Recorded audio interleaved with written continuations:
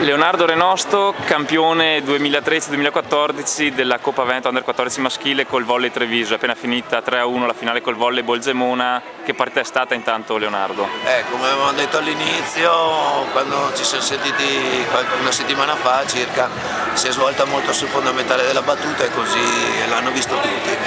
Poi il numero di attaccanti che mettevano palla per terra era 2 a noi e 2 a loro, i marcamenti perciò erano abbastanza scontati e diciamo che un attimo di fisicità in più noi, specie nelle fondamentali di muro, ha fatto un po' la differenza, però tutto si è svolto su chi batteva più forte fondamentalmente, ma questa è la chiave di lettura di questa gara. Poi si è aggiunto una tensione da ragazzini e i finali sono stati, quelli del terzo al quarto, un po' complessi nello svolgimento, al punto che nel terzo siamo andati oltre i numeri, siamo andati a un 30 e passa.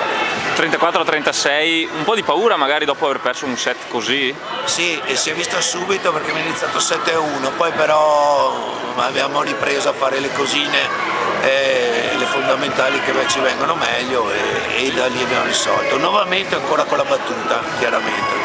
10ª vittoria del Volley Treviso in Coppa Veneto, continua la tradizione insomma. Ecco, questo è piacevole, sono contento di regalare alla società un risultato che va condiviso con gli altri allenatori, perché teniamo conto che all'interno di questo gruppo c'è gente che si allena con Diego Martin e anche un altro ragazzo si allena fuori. Qui volevo anche un attimo ringraziare Claudio Neri per un ragazzo che ci dà in prestito.